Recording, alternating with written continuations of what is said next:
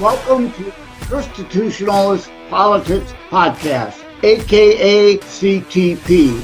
And I am your host, Joseph M. Leonard, and that's Leonard. CTP is your no muss, no fuss, just me, you, and occasional guest type podcast. Really appreciate you tuning in. As Graham Norton would say, let's get on with the show! Hello, everybody. With me today is DCGomez. I won't hold it against her initials being the same as the Washington, D.C. swamp. Yeah. Thank you. I appreciate that. Let's not hold it against me. Come on now. But she is here today. If you're looking behind the scenes video, you can kind of see the cover of the book there as I hold it up to the camera. Why not kick off your week with the right mindset? If I need new glasses, I think. If I could, as my audience knows, I don't script, but I do have notes to get me started. And yes, indeed, trying to read this if my eyes will cooperate. So let's try that again. Why not kick off your week with the right mindset? I like that idea, right? With so many distractions, oh my God, my brain and my mouth don't want to work. Don't want to cooperate. Distractions affecting our days. It can be difficult to follow our dreams. Enjoy these quotes and reflections to help you stay motivated and focused. Enjoy Monday motivations, inspirational quotes to start your week right. I like that idea. There it is again, trying to hold it up to the screen. And so welcome to the show, DC. Thank you so much for having me. I'm excited to be here. Let's start with the obligatory, where were you born? Where were you raised? Where are you now kind of stuff? Okay, so I am originally from the Dominican Republic. I grew up in Salem, Massachusetts, so I have like the witch and you managed to not be burned as a witch, huh? Thank you. I think I should get points for that. Went to college at NYU, joined the military. I feel like I've been all around the country with the military, and now I live in Texas. So it's kind of that exciting around the world from New England all the way down to Texas. So it's been a blast. Just for the behind the scenes, we are recording today. Let me look at the calendar, get the exact date right. Wednesday, January the 22nd, even though this will air much later. My understanding, Texas was to get some snow. Don't say those things. Did you get that? You didn't get it yet then. We have missed, thank the Lord. We got some sleet last week. We were supposed to get snow yesterday, and hopefully it just goes around. So I'm in the northeast corner. Houston did get snow. I'm hoping it goes around me, because if not, I'll be shut down for like 5 days into a house. Yeah, they're not used to it there. I had heard Houston was to get 3 inches yesterday or something like that. So if it passed there, hopefully the entire state gets a whoo, we dodged a bullet, huh? We're hoping. Houston got some. I also heard New Orleans. So I'm in the 4-state region. So I'm right next to Louisiana. So New Orleans got some snow. So we're hoping it's just states in those fluke areas that we don't know why is there. But yes. So what was your motivation for Monday motivations? This is actually kind of a really fun story. I have been sending newsletter motivations to my readers for a couple of years. And it became one is like, what, as an author, you're supposed to communicate with your readers, but what do you do? I am addicted to motivation quotes. And I'm in several newsletters that they send. I'm like, it would be really fun to send it to my readership. And because I like to be a little bit different, I can say that honestly. It was a quote with a reflection. And that's kind of how it started. I would send the quotes and kind of reflect it. And every Monday, my readership would get it. Some had more feedback than others. I had people come back and said, I needed this today. That was on point. That was perfect. And a couple of people was like, you should put this into a book. Honestly, when people say that, you're like, I'm good. After getting enough of those replies, you're like, okay, I guess I'm going to put this into a book. So here we are. We're going to put this into a book. And then kind of how we're going to process all this. So yeah. Sounds familiar. I'm Jokester Joe on Savaged Unfiltered, and we had Bill Williams on just the other day. He's an old IT guy. I'm a former IT guy, and he did that too years ago. He's been doing 20 years of different type jokes and motivation comments or whatever to keep in communication with his newspaper people, his book people, and whatnot. And the same concept thought came to him and makes sense. So he's putting his 20 years of internet quotes out in a 10-book series. Holy cow, that's a lot of quotes. So, but 20 years of doing it, I think daily, Monday through Friday. So that would build up a lot of stuff over 20 years. And I like that too. I do a Terror Strikes Insider thing with my readers, which is a sporadic, only on occasion kind of thing. I didn't commit to sending them something every week, although with terrorism still, I mean, on all over, I could find it happening somewhere every day to send out an update. But at the same time, I didn't want to overload them with that kind of negativity. At the end of the day, even though my primary book is about terrorism, I like to say it's not about death, but life and living. It's about faith and hope, not murder, death, destruction. So I don't want to drag people down sending out terror updates every 5 minutes. You know, it's like I don't want to sell fear porn. I want to sell hope. And that's why it attracted me to you. I like the Monday motivations thing. It's one of those things that I think every once in a while we just need a fresh take on it, because it's easy, like you said, to get stuck in the fear monger, and you get it from everywhere. So every once in a while, like, start the Monday with somebody telling you that you're amazing, that you can do this, that you're meant for greatness, that you can take a leap. I think this week's motivation was from, Dr. Martin Luther King, that said, just keep moving. You know what I mean? He's all about, like, if you can't fly, then run. If you can't run, then walk. Then just move, And that's something that a lot of my readership is like, I needed that. I just needed to remember that to reach my dreams. I just needed to take a step. And it doesn't have to be a huge step. A little step will get you there eventually. So yes.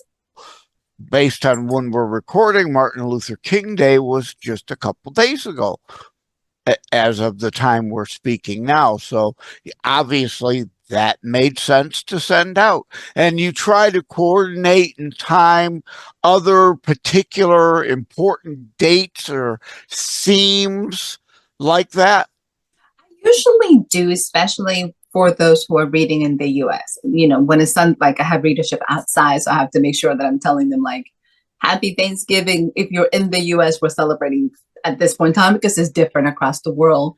So I tried to make it relevant and kind of why is this important? If it's a holiday in the US that falls on a Monday, this is why we're celebrating. Oh, this is what it meant. Oh, this is a reflection on it.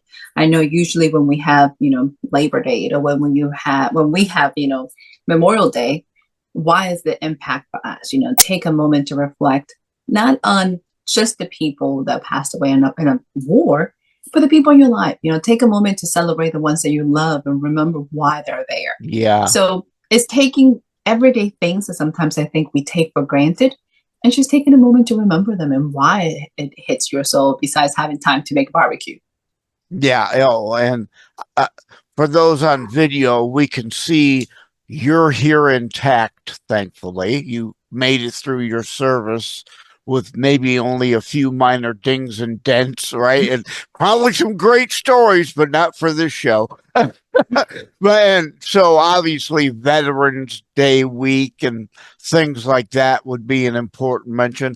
Because again, like you said, the other nations' holidays don't always coincide with the U.S., but they have coincided such holidays. So while it may not apply that particular week to them, they can relate to whatever sentiment is associated with it.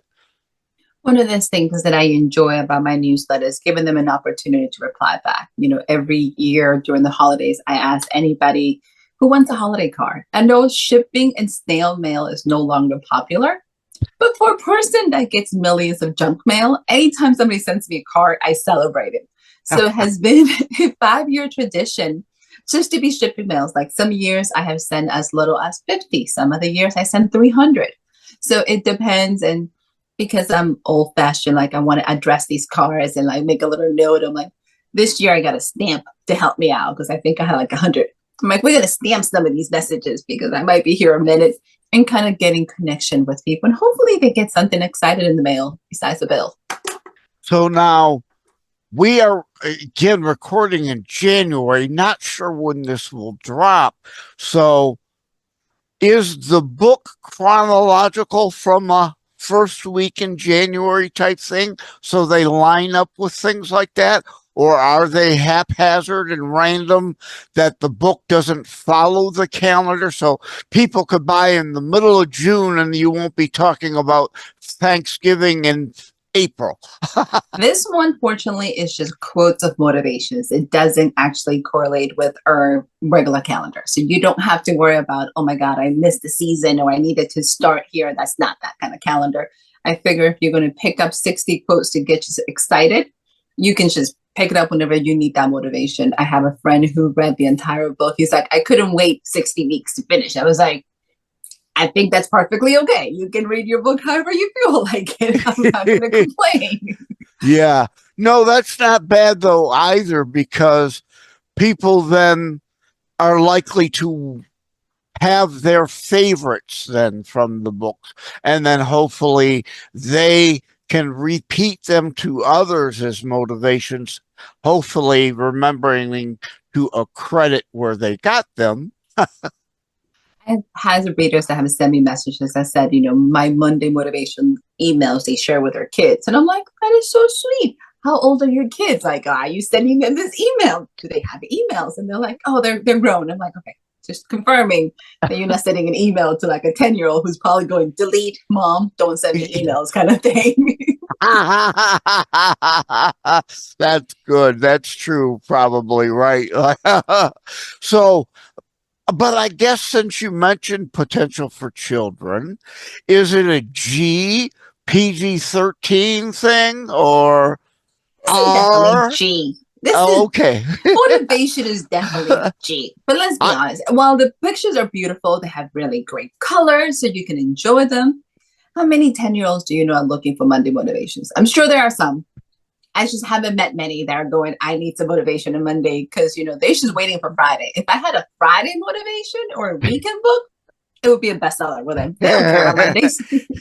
Yeah, well, like the 18 to 25 range wants a book of discounted drink coupons for their motivation, right? For really good recipes for drinks, that would be a good one that could sell. I was like, yeah, it's not that group. All right. Well, let's pivot from that, because people looking behind the scenes on the video at BitChute, Brighteon, Rumble, Daily Motion, or YouTube can see in your background the Cat Lady special book. So we were dog people growing up. Then our family became cat people because cats are just a lot easier to deal with. They're a lot less immediate needs all the time, right? So being a cat family also, that book intrigues me. I was going to say entices me. The brain and the mouth, they just don't want, but it intrigues me. So let's talk a little about the Cat Lady special book. So I think I need to kind of preface to everybody that I'm a multi-genre kind of author. So yes, while I do motivations, I do children's books. I also do contemporary as my Cat Lady, and also urban fantasy. So you get a little bit of everything from all different age groups. The Cat Lady is for anybody who doesn't like fantasy and is trying to figure out What book from DCGomez should I pick up? I write action-packed, quirky characters. So this Cat Lady special is from Cat Lady, depressed Cat Lady, to arms dealer. That's kind of what I'm going to tell you. So the premise, it is the concept. That sounds interesting and intriguing. Maybe in my next terrorism book, I can work your arms dealer lady in. We could do a joint venture, maybe. I was saying, never dismiss sweet little old ladies because you don't know what they're carrying in those purses, especially if they're in Texas. Just giving you some hints. So this is that concept, starts kind of dark as she contemplates, what should I be doing with my life? I'm depressed, don't have anything to do. And there's a knock at the door. So she goes from finding herself to now starts to selling some guns. So as people needs to be aware, it is definitely dark comedy. It is a bunch of older ladies because it's her mom and her mom's friends running guns in Texas. So you have to be aware. The Golden Girls meet Dirty Harry. Pretty much, actually, that one nailed it. Kind of a Golden Girls with a Dirty Harry personality or whatever.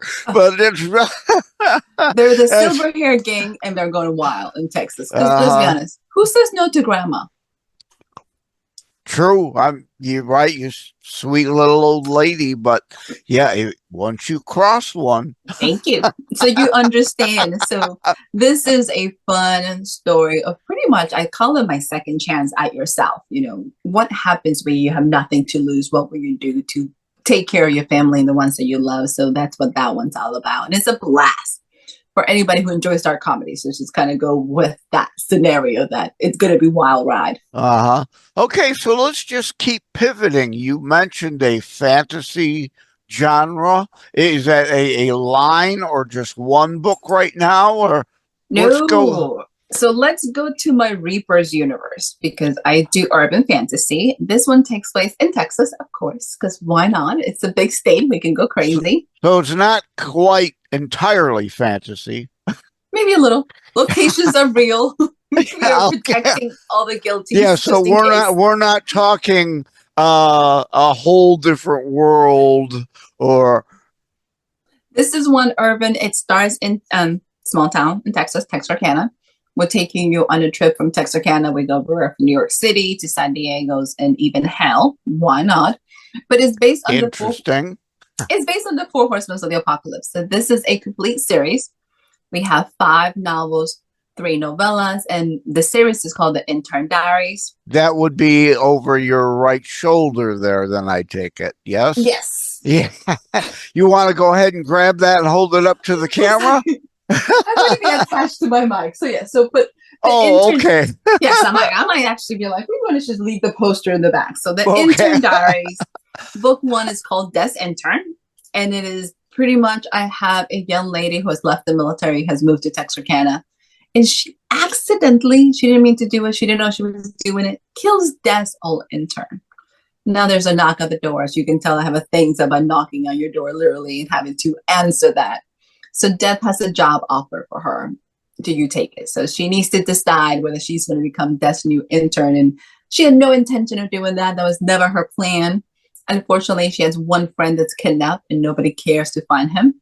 And the only people with resources happens to be Death, a talking cat named Constantine, and the boy genius Bartholomew that now she's going to get stuck working with to find her friends. So that's how the madness starts for Isis. Very interesting. So like Grim Reaper's intern.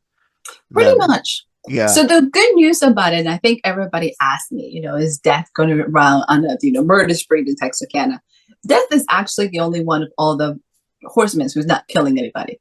Death's job is to take your soul to wherever you're going to go in your next destination. So Isis is responsible for anything stopping Death's mission to fix it.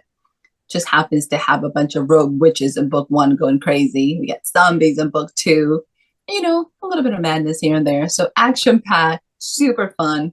And just, what happens if there's an entire supernatural world in your backyard that you had no idea about? This is it. What gave you the writing bug? At what age did you get it? What do you remember? What kind of, I really want to write things. Do you remember that moment of realization? So I have been a storyteller since I think I was 14 or 15. I can say that much. I was started in high school at a TV club. I was doing TV shows at an access stations. So I have been writing short stories since I can remember. My dad has joked about that I have a very ghostly imagination since I can remember. He's like, we need to work on this. So he has been joking about it forever. I went to college for film and television, and I managed to join the military right after college, except that 9/11 happened. So add in their life, death, and everything that changed. And it took me about good 15 years to get back into the creative role and be able to start. And because, making films is quite expensive, writing stories became a lot more affordable. So here we are. Have you written a screen adaptation of anything? So I am in the process of working on Cat Lady in terms of that script. So that is the one I'm working on now for this year. So yes, that has been convenient segue ties it together. That's good. So yeah. Yes. And we did a rehearsals. Imagine that. So that is a project that I'm working on, is that screenplay for Cat Lady. Okay, so if it comes to the silver screen, who would you envision your first choice to be your Cat Lady star? Oh, that is a tough one. Because she needs to be classy, elegant, and sassy, all in that combination, and very good with guns. So I'm still trying to figure out who that person would be that just makes you go, okay. So still up in the air for that one, but yes. Yeah, well, I think to ask it because there's a site called Story Rocket. Are you familiar with it at all? I've heard that one. No. Okay, yeah. StoryRocket.com. My Terror Strikes Coming Soon to a City Near You book is listed there. It's a site that helps you get before producers, directors, actors, actresses, and the like. And one of the questions they ask you, if your book were to be brought to the screen, who do you envision in these roles? Even if they don't get those people, they've got an idea of who you're thinking your character fits. Again, like I said, I don't script. The rabbit holes open and we dive down them, and that just happened to conveniently come along. I didn't mean to put you on the spot there. So there's your homework. Get back to us. Who's your Cat Lady? I'm on work. I'm on a mission. It's exciting. So that's something and it's fun because you get to pick from any possibilities that matches this. Who can bring, Miss Angela to life? So yes, I'm going to have to think about it. Yeah. My books come to me in a dream. So generally, I have a picture of my characters in my head because they're coming to me visually. How is your motivation? I hate to use that word because of the motivation book, but who is your muse, or what is your muse? What do you do? What provides the inspiration for these things to you? Each book's a little different. I have had books that I have a scene that pops into my head that I think's amazing, and I run with that. I can tell you, I have a zombie book, post-apocalyptic, and it's called Recruited. So this one's a short novella that kicks off this trilogy, and basically the story actually came about. I had a vision of hot girls sitting outside a bikini, drinking margaritas as zombies are doing landscaping. That's kind of, and I remember being on a Sunday morning going like, that is the strangest thing that has popped into my head, and writing it down because I couldn't stop giggling. And the zombies were being controlled by her cat, who happens to be her familiar. I was like, what if this girl happens to be a witch and is one of the few surviving members of humanity and happens to have a cat that's a familiar that can control zombie, and they're doing the landscaping, So how much LSD have you done in your lifetime? A person who doesn't do drugs. I'm sure people are like, what? we should question that. But that chapter is probably one of my favorite ones because as she's watching the zombie, you've got a whole bunch of dead people with power tools. One chops his head off, and they're like, maybe you should give power tools to zombies. And the cat comes running out, and he's like, do you want to do the lawn? She goes, I'm not. He's like, then don't complain. I'm like, I need a new zombie. So they're looking around like this entire field of dead people just walking around, attacking. And she's just like hanging out in a bikini going, I'm not doing landscaping, so you need to figure it out and stop having them chop it to pieces. This is a perfect example of why I try not to learn too much about my guests before I have them on, and why I don't script things. Who the heck would have ever thought we'd get to zombies from Monday Motivations, right? So this is the fun part about being a multi-genre author, is because you get the freedom just to experience and have a blast. So this is one of those stories that it just makes me giggle because I thought it was really funny.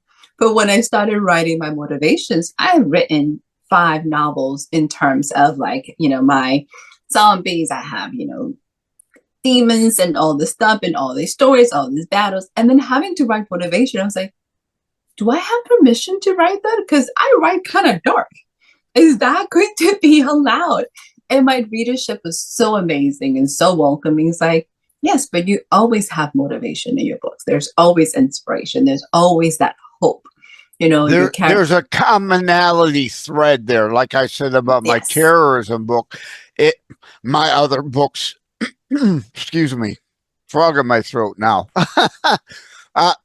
Constitutionalist politics show. So a couple of my books are Christian based. Even my Terror Strikes book, it's not a traditional or fluffy kind of Christian book, but it still is. And like I said there too, hope and faith in there, really more than about death and destruction. So I have a commonality thread even in my various odd different shapes and genres too. So I understand where you're coming from there, and that's great. It ties it again all back to the beginning, to the Monday motivations. Now again, we're recording in January. Not sure when this will drop in the future. So rather than say, how long has the book been out, Monday Motivations, when did Monday Motivations drop? This book originally was a Kickstarter campaign. So it had come out at the beginning of last year. The actual 2024. Right. So it was 2024 that the book actually was out. The actual print for publication for everybody else came out, I want to say, November of 2024. So it took a while for actually to be available in most markets. So it was available specifically for Kickstarter first. It had a whole different cover for all my backers, so they were amazing. So yes. Oh, yeah, you had a light go out there, huh? Yeah, I was like, that's kind of weird.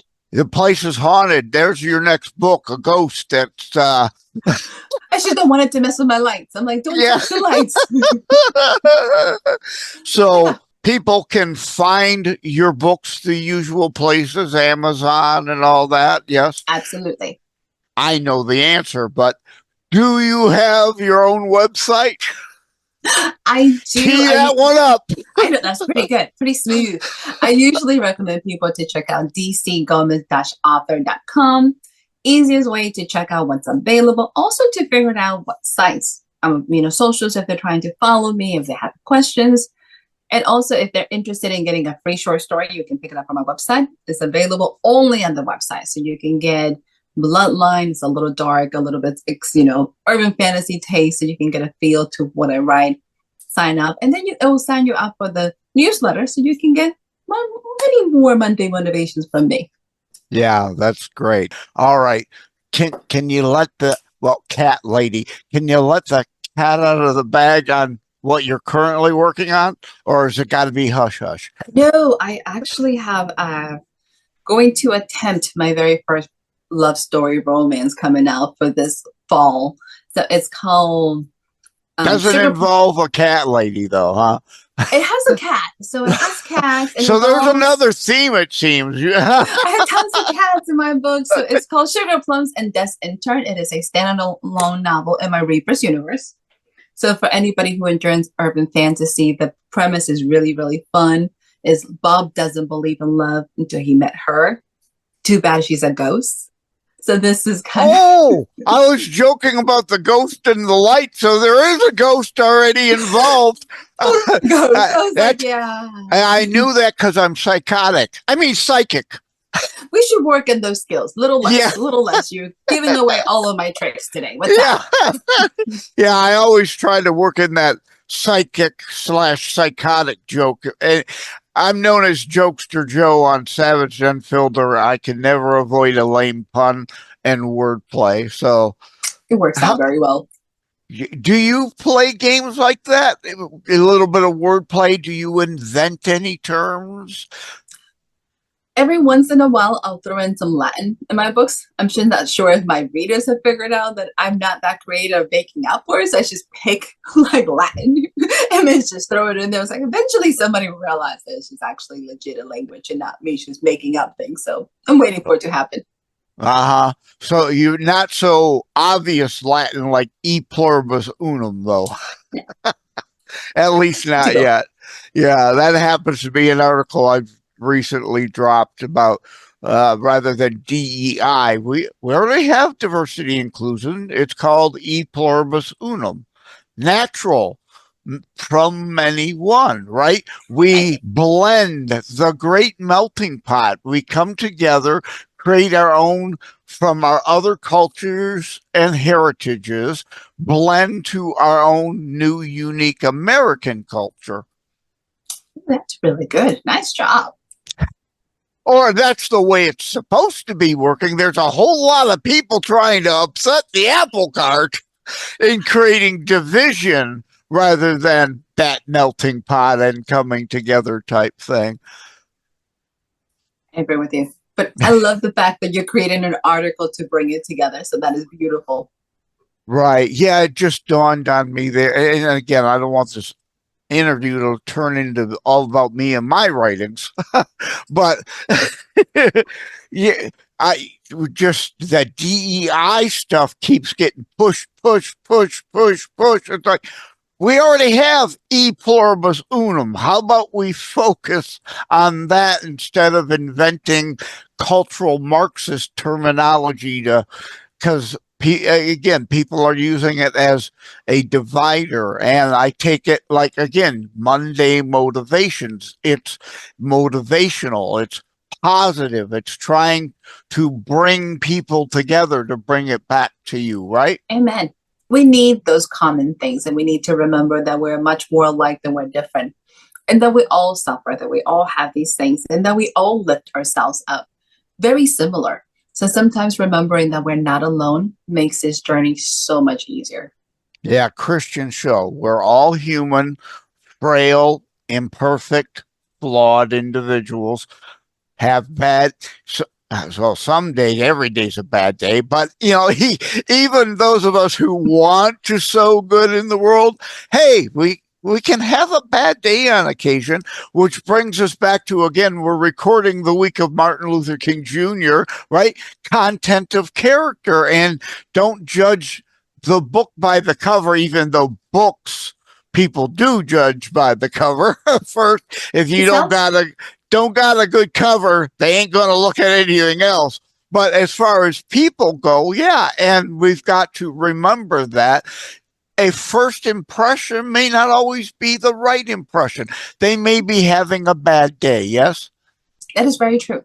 Sometimes we have to give ourselves and others grace. I think sometimes we're better at giving other people grace, but we forget to do it to ourselves. And we tend to tear ourselves down and be so judgmental to the things. We're all going to make mistakes. We're all not going to be perfect all the time. It is okay to give yourself permission to say, I screwed up, I'm sorry, or I'm doing the best I can. And this is as good as it's going to get. I'm trying. Sometimes I think we forget that. Yeah, again, to motivation. As long as we're wanting and attempting to bring good and positivity. You use the perfect word there, obviously, for the Christian show, grace. So we'll go ahead and end it on that. That was great. Thank you for your time, DCGomez. And again, it'll be listed in the extended show notes, which are in the transcript at Buzzsprout for the episode, your website, DCGomez dash, not underscore, dash, DCGomez dash author.com. Yes? Yes, that is correct. Thank you so much, Joseph, and have an amazing day. Thanks, you too. Take care. God bless. Bye. Thank you for having tuned in for Constitutionalist Politics Show. If you haven't already, please check out my primary internationally available book, Terror Strikes, coming soon to a city near you. Available anywhere books are sold.